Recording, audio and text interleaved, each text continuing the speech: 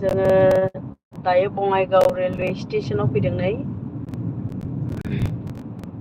जायफ्रानाखि नार्सिं फरायगोन बिसोरनि थाखाय जोङो रिजार्भेशन खालामनो फैदों गोबां स्टुडेन्टफोर थांगोन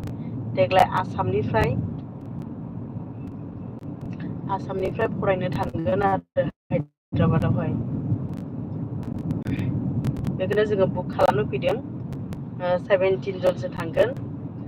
GNM नार्सिं फरायनो थांगोन दिनै आसामावथ' नै दासिमबो एगजामानो जायाखै इन्टारभिउ पास जानांगौ नाथाय बाहेरावहाय जेराव आं फरायनानै फैदों बेहाय इन्ट्रेन्स एगजामबो लिरनांगौनि जरुरि गैया स' एखे जब मोनो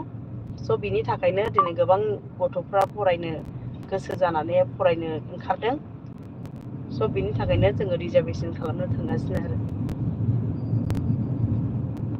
हाय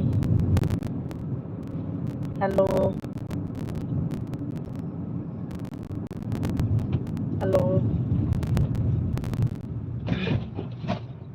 नेटआनो डिस्टार्बथार हेल' हाय दाबो माखासे सिट दंबावो सोरबाफोर जेनेरेल नार्सिं मिडवाइफारि GNM जों बायदि फरायनो गोसो दङबा फरायनो हायो आरो कलेजआ INC रिकगनाइज बिराद मोजां कलेज ओमफ्राय 3 years कर्स बियो बोसोरथाम कर्स फिसफ्राबो बिदिनो फिस स्ट्राकचार दंखायो बेहायनो माने सोरबाफोर इन्ट्रेस्ट दंब्ला माबानो बिहरनो हागोन आरो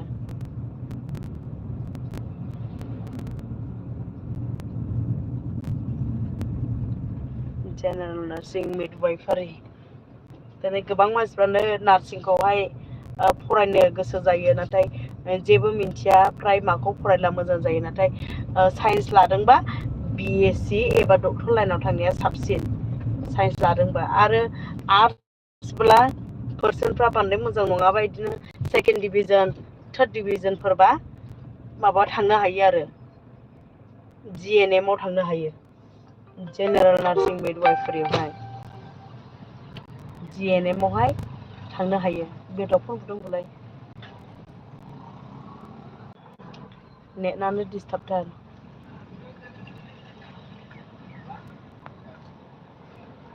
हेल' हाय मा जायगा इयो दायो जोङो रेलवे स्टेसनथिं फैगासिनो दङ फिसाजोआ उन्दुबाय नै गारियावनो बिमा फिसा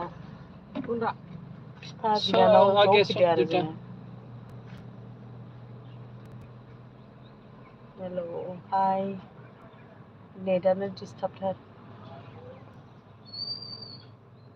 हेल'